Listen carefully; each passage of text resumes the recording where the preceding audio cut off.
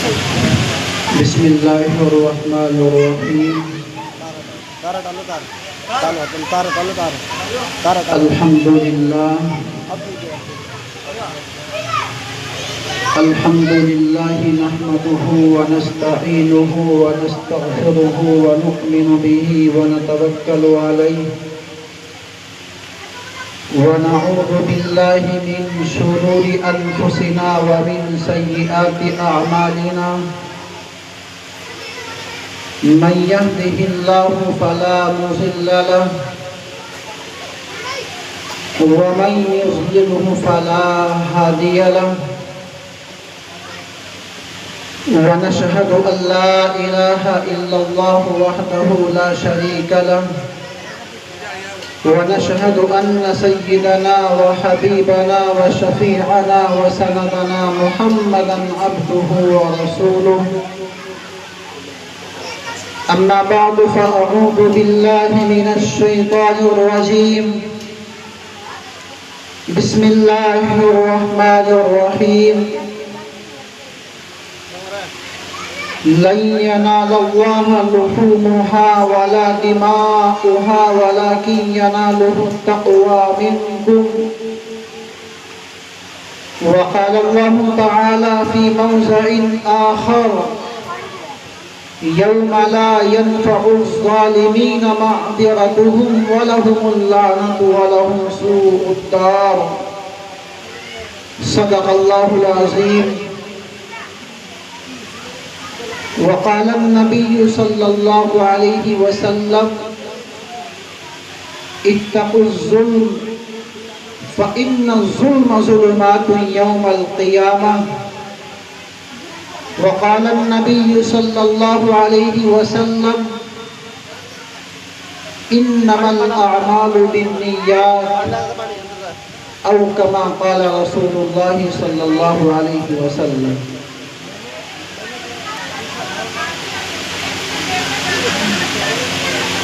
بزرگان محترم، عزیزان گرامی،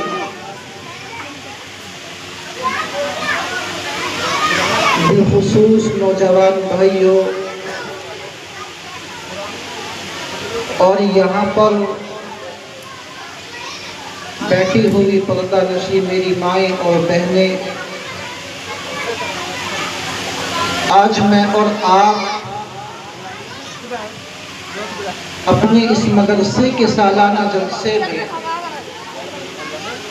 قرآن کی نسبت پر، مدرسے کی نسبت پر ہم سب کے سب یہاں جمع ہیں. اس پر اللہ کا جتنا شکر ادا کیا جائے اتنا کم ہے، اس لیے کہ اس طرح کی محفلیں، اس طرح کی مجلسیں یہ انسان کی زندگی میں بار بار نہیں آیا کرتے. کچھ قیمتی لمحات ہوتے ہیں، کچھ قیمتی گھڑیاں ہوتی ہیں جن کو اللہ تبارک و تعالی ہمارے اوپر اپنا فضل فرما کر ہمیں عطا فرماتے ہیں. اور کسی نے کہا ہے کہ یہ تو تیرے کرم کی توفیق کا صدقہ ہے، یہ قدم خود نہیں اٹھائے جاتے ہیں. اس لیے میرے بھائیوں، اس پر میں اور آپ اللہ کا جتنا شکر ادا کرے اتنا کم ہے. آج اللہ نے مجھے آپ کو یہاں اس موقع پر، اس مجلس میں شرکت کا موقع عنایت فرمایا ہے. یہ اللہ کا ہمارے اوپر بہت بڑا عظیم احسان ہے. اس لیے کہ میرے بھائیوں، آپ نے دیکھا ہوگا کہ گزشتہ سال جب آپ کا جلسہ ہوا تھا تو آپ کے مابین، آپ کے درمیان میں علماء حضرات، علماء کرام تشریف لائے تھے، لیکن اس وقت کا وہ نورانی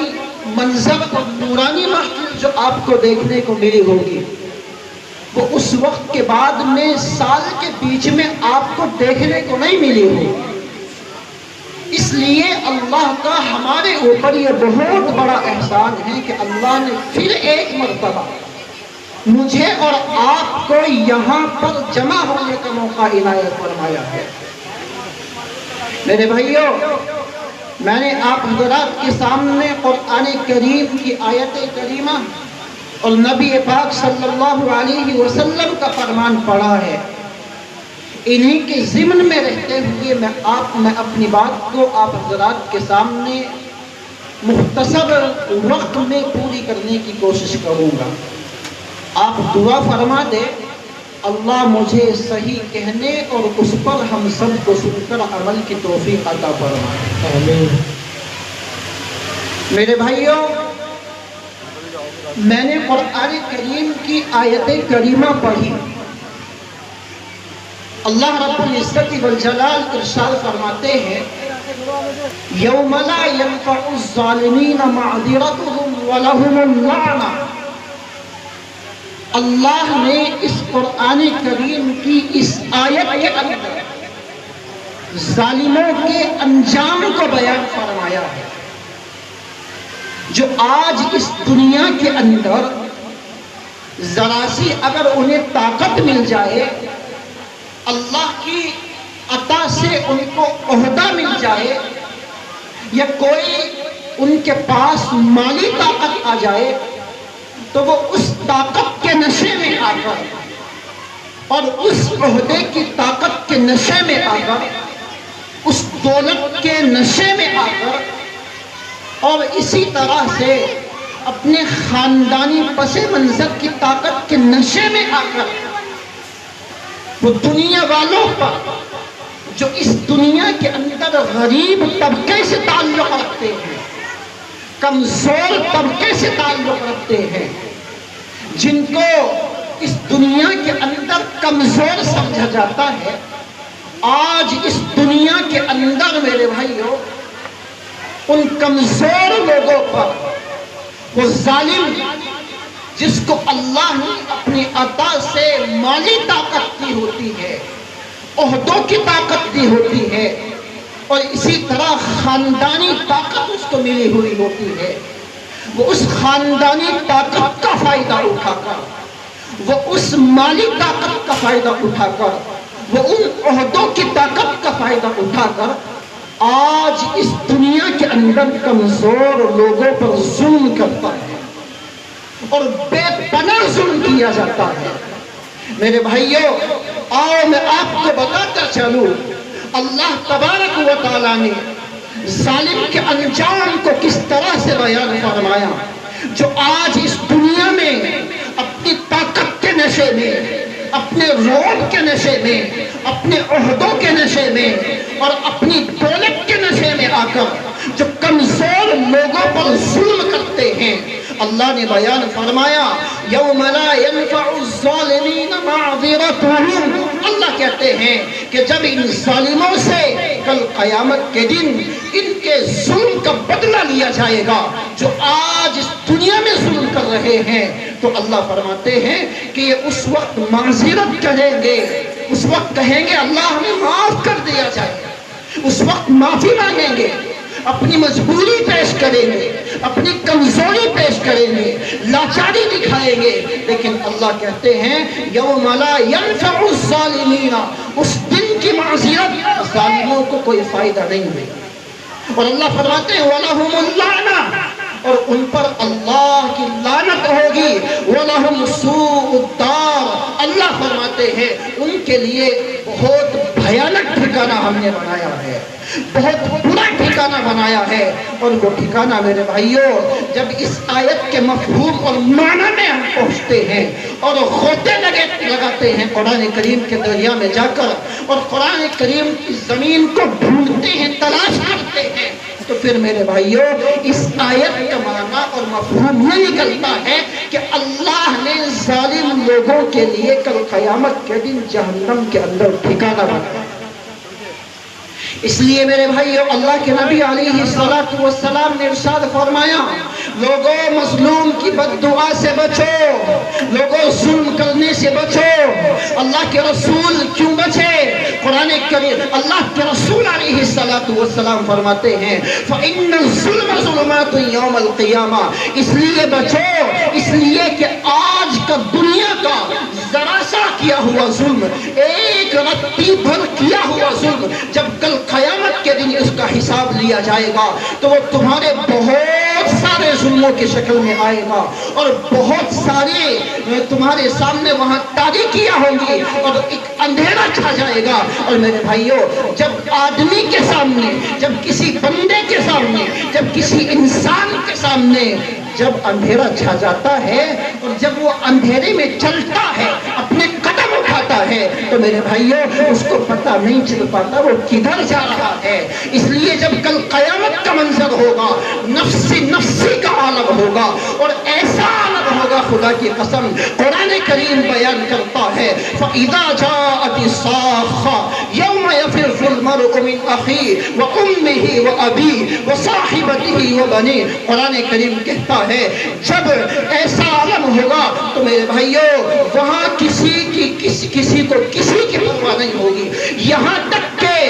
باپ اپنے بیٹے سے بھاگے گا، بیٹی اپنی ماں سے بھاگے گی، ماں اپنی بیٹی سے بھاگے گی، اور اولاد اپنے والدین سے بھاگیں گے، شوہر اپنی بیوی سے بھاگے گا، اور بیوی شوہر سے بھاگے گی، اور سب کو اپنی پڑی ہوگی۔ بس کاش کسی طرح سے میری مغفرت کا اعلان کر دیا جائے، میری بخشش کا اعلان کر دیا جائے۔ میرے بھائیوں، ایسے وقت میں اللہ کے نبی علیہ السلام فرماتے ہیں جب نفسی نفسی کا عالم ہوگا، ایسے وقت میں اللہ کے رسول نے فرمایا کہ آج کا دنیا کا ذرا سا کیا ہوا ظلم، اللہ کی قسم کل قیامت کے دن بہت ساری اندھیریوں کی شکل میں آ کر کے کھڑا ہوگا۔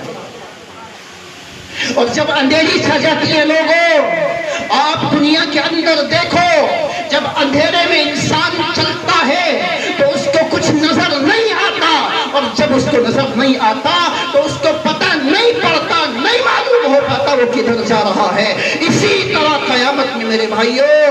جب کوئی اس کو راستہ نظر نہیں آئے گا تو پھر میرے بھائیوں وہ اللہ کی جہنم میں جا کر کے گر جائے گا۔ اس لیے اللہ کے رسول فرماتے ہیں لوگوں مظلوم کی بد دعا سے بچو، ظلم کرنے سے بچو۔ اگر آج اللہ نے آپ کو طاقت دی ہے، آج اللہ نے آپ کو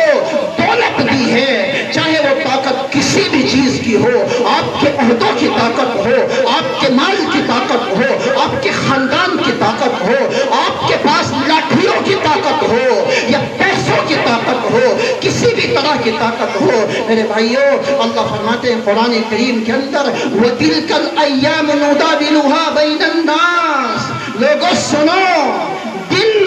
یہ جو دن ہوتے ہیں، یہ جو وقت ہوتا ہے، یہ سب کے لیے برابر نہیں ہوتا،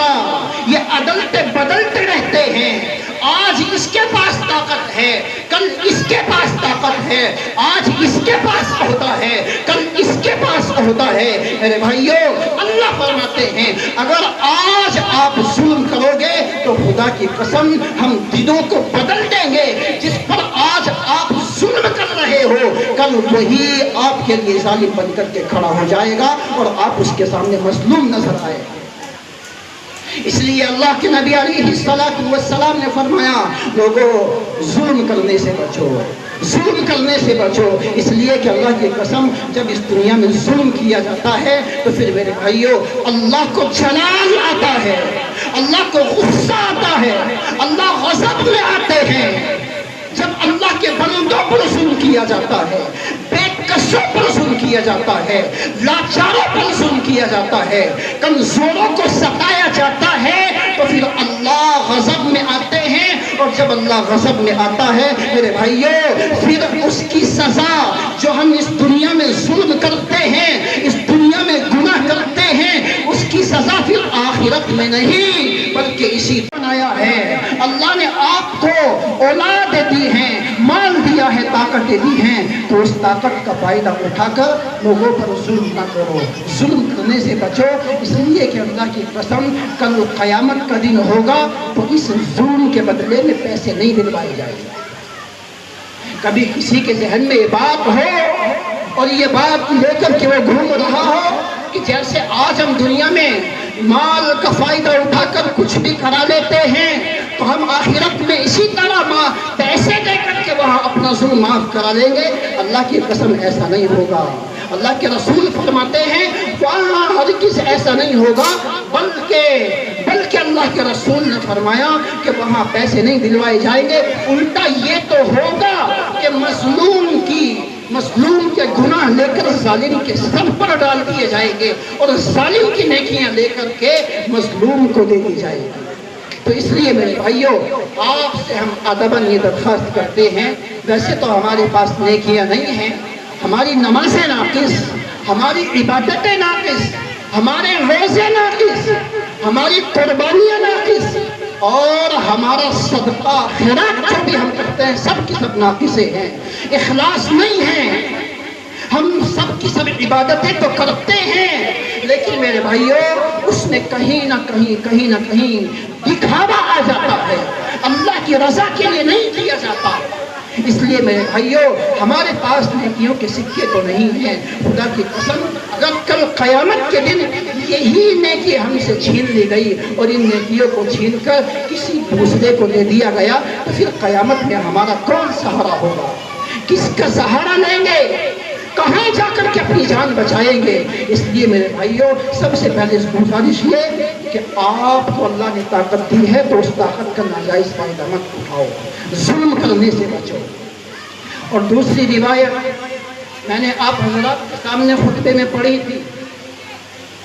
وہ قربانی کے تعلق سے پڑھی۔ آپ حضرات کو معلوم ہے، مجھے معلوم ہے، اللہ تبارک و تعالیٰ نے مسلمانوں کو عید اور بقرہ عید دو عیدیں عطا فرمائی ہیں، اور یہ ایسے تہوار ہیں، ایسی عیدیں ہیں کہ جن کو مسلمان بڑے جوش اور خروش کے ساتھ مناتا ہے، بڑی عقیدت و محبت کے ساتھ مناتا ہے، بڑے احترام کے ساتھ مناتا ہے۔ لیکن میرے بھائیوں منائے بھی کیوں نہ، اس لیے کہ اللہ کی طرف سے یہ عطا کردہ تہوار ہے، یہ عطا کردہ عیدیں ہیں۔ لیکن سنو، چونکہ آنے والے چند دنوں کے بعد آج ذوالقعدہ کے مہینے کی 28 تاریخ ہو چکی ہے، آنے والے چند دنوں کے بعد میں بقرہ عید ہے جس کو ہم عید الاضحیٰ کہتے ہیں۔ اس لیے مناسب سمجھتا ہوں کہ بقرہ عید کے تعلق سے بھی آپ کے خدمت میں کچھ باتیں ابھی میرے بھائیوں، جو چیزیں بقرہ عید کے ساتھ خصوصیت رکھتی ہے اور جو باتیں بقرہ عید کے ساتھ مخصوص ہیں، ان باتوں میں سے اور ان چیزوں میں سے سب سے اہم چیز جو ہے وہ قربانی کے تعلق سے قربانی ہے۔ وہ بقرہ عید کے تعلق سے جو بقرہ عید کے ساتھ جو باتیں خصوصیت رکھتی ہے ان میں سب سے اہم چیز وہ قربانی ہے۔ اور قربانی میں آپ کو بتاتا چلوں کہ اتنی عظیم الشان عبادت ہے کہ یہ اللہ تبارک و تعالیٰ نے شعائر اسلام میں سے اس کو بنایا ہے، اور اس کی اہمیت کا اندازہ، قربانی کی عبادت کی اہمیت کا اندازہ اس بات سے بھی لگ جاتا ہے کہ رسول اکرم صلی اللہ علیہ وسلم نے مکہ المکرمہ سے ہجرت فرمانے کے بعد تقریباً مدینہ طیبہ کے اندر 10 سال قیام فرمایا۔ آپ نے اس اہم عبادت کو اجاگر کرتے ہوئے ہر سال خود قربانی کی اور مسلمانوں کو اس کی تاکید فرماتے رہے ہیں۔ اسی لیے علماء اور فقہاء لکھتے ہیں، علماء نے لکھا ہے، فقہاء نے لکھا ہے کہ قربانی کے دنوں میں ہر صاحب استطاعت پر، ہر صاحب حیثیت پر، جس کو اللہ نے مال دیا ہے، مال کا مالک بنایا ہے، صاحب نصاب بنایا ہے، اس پر قربانی کے دنوں میں قربانی کرنا واجب اور ضروری۔ لیکن میرے بھائیوں، قربانی کے تعلق سے آج ہمارے معاشرے میں ایک بات میں غفلت برتی جا رہی ہے، اور قربانی کے تعلق سے جو اہم پیغام، جو اہم میسج اور جو بات میں آپ کی خدمت میں عرض کرنا چاہتا ہوں، اور جس چیز کا خاص طور سے قربانی کرنے والے کے لیے لحاظ رکھنا نہایت اہم اور ضروری ہے، وہ یہ ہے کہ قربانی تو کیجئے مگر خالص اللہ کی رضا کے لیے۔ قربانی تو ہو لیکن خالص اللہ کے خوشنودی حاصل کرنے کی نیت سے ہونی چاہیے۔ آج کل ہمارا معاشرے کا جو ایک خصوصیت ہے، ایک خصوصی طبقہ ہے جن کو مالدار کہا جاتا ہے، انہوں نے آج ایک دستور بنایا ہوا ہے، انہوں نے معاشرے میں طریقہ رائج کیا ہوا ہے۔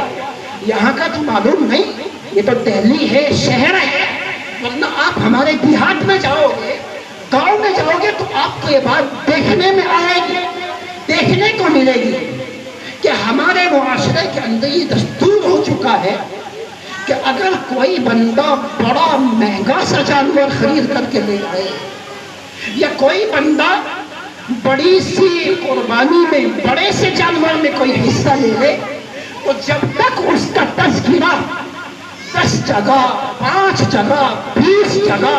چوراہوں پر، بیٹھکوں میں، اپنے مکانوں میں، اپنے یار دوستوں میں، جب تک اس کا تذکرہ نہیں کر دیا جاتا، اس کو کھانا ہضم نہیں ہوتا، اس کو صبر نہیں آتا، سکون نہیں ملتا، چین نہیں آتا جب تک اس کا تذکرہ نہیں کر دیتا۔ لیکن سنو مسلمانوں، اس کے تذکرہ کرنے کے پیچھے کی نیت دیکھو، اس کا مقصد دیکھو۔ اس کا مقصد صرف بتانا یہ نہیں ہوتا کہ میں قربانی کر رہا ہوں اللہ کی رضا کے لیے، نہیں، بلکہ اس کا مقصد یہ ہوتا ہے کہ دیکھو میں بہت بڑا مہنگا جانور خرید کر کے لایا ہوں۔ اس کا مقصد یہ ہوتا ہے کہ اس کی وجہ سے، اس ذکر کرنے کی وجہ سے لوگوں میں اس کی مالداری کے چرچے ہو، لوگوں میں اس کی مالداری کی شہرت ہو، لوگوں میں اس کے مالداری کا ایک ذکر کیا جائے، اس کے چرچے عام کیا جائے۔ اور دیکھو فلاں آدمی بہت بڑا جانور خرید کر کے لایا ہے، فلاں شخص کو دیکھو بہت مہنگی قربانی کر رہا ہے۔ لوگوں سنو، اللہ کی قسم میں جاتے جاتے آپ کی خدمت میں بات عرض کرتا چلوں اور ایک پیغام دے کر کے جاتا ہوں۔ سنو، اللہ تبارک و تعالیٰ کے یہاں یہ نہیں دیکھا جاتا کہ کون کتنی بڑی قربانی کر رہا ہے، کون کتنی مہنگی قربانی کر رہا ہے، نہیں میرے بھائیوں، بلکہ اللہ کے یہاں صرف یہ دیکھا جاتا ہے کہ کون کس جذبے سے قربانی کر رہا ہے،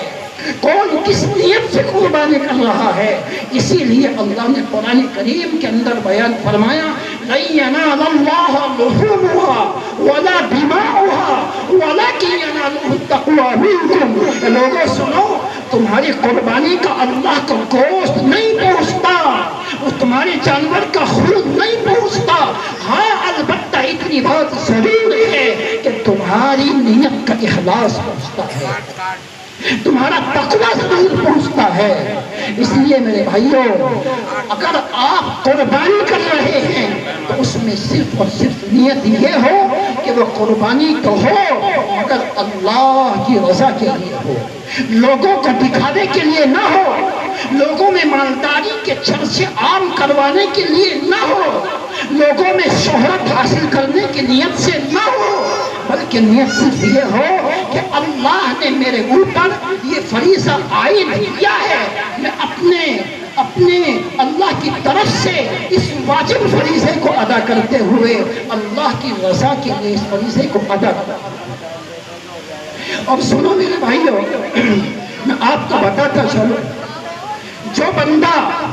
اس دنیا کے اندر کوئی نیک عمل کرتا ہے لیکن اس میں اخلاص نہیں ہوتا، اس میں اللہ کی رضا نہیں ہوتی، تو آؤ میں آپ کو بتاتا چلوں رسول اللہ کا فرمان ہے، آپ نے بیان فرمایا، مسلم شریف کی روایت ہے، بہت جامع کتاب ہے، اس کی روایت آپ کی خدمت میں رکھتا ہوں۔ اللہ کے رسول فرماتے ہیں کہ سب سے پہلے قیامت کے دن جس انسان کو لایا جائے گا وہ سب سے پہلا شخص وہ ہوگا کہ جو اس دنیا کے اندر شہید کر دیا گیا ہوگا، جو اس دنیا کے اندر شہید کر دیا گیا ہوگا۔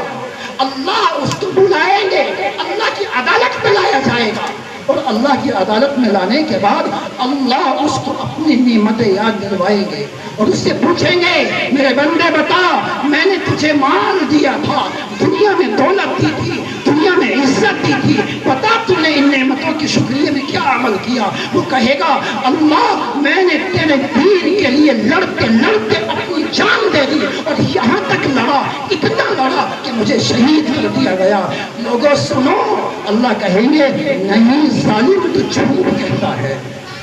تو نے میری خوشنودی حاصل کرنے کے لیے جہاد نہیں کیا تھا،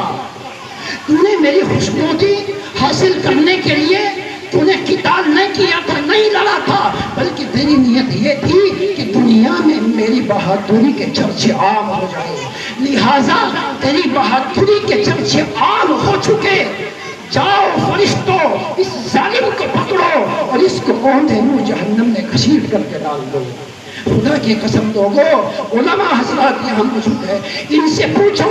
شہید کا مقام کتنا بڑا ہے، کتنا بڑا مقام اللہ نے شہید کو دیا ہے، لیکن شہید ہونے کے باوجود صرف ایک اخلاص نہ ہونے کی وجہ سے اس کو جہنم میں ڈال دیا جائے گا۔ اس لیے میرے بھائیوں، آپ سے ادباً درخواست ہم یہ کرتے ہیں کہ جو بھی عمل ہمارا اس دنیا میں ہو اس میں صرف اللہ کی رضا شامل حال ہو، اس میں خلوص ہو، اخلاص للہیت ہو، لوگوں کے لیے دکھاوا نہ ہو، اور ایک پیغام یہ کہ اس دنیا میں آنے کے بعد انسان یہ سمجھتا ہے کہ بس سب کچھ میں ہوں، وہ میں نے آپ کو بتایا، خدا را اس دنیا کے اندر ظلم نہ کیجئے، اگر آپ کو اللہ نے طاقت دی ہے تو اس طاقت کا صحیح استعمال کیجئے، اور ہر عمل میں اپنے ہر عمل کے اندر اخلاص پیدا کیجئے۔ انہی چند باتوں پر میں اپنی بات کو، جو اللہ نے اس زبان سے، گناہگار زبان سے باتیں کہلوائی ہے، بے ترتیب سے بے ڈھنگی باتیں کہلوائی ہے، اللہ اپنی بارگاہ میں قبول فرمائے، اللہ ان پر ہم سب کو عمل کی توفیق عطا فرما دے، آمین۔ وما علینا الا البلاغ۔ ماشاءاللہ، بہت خوب۔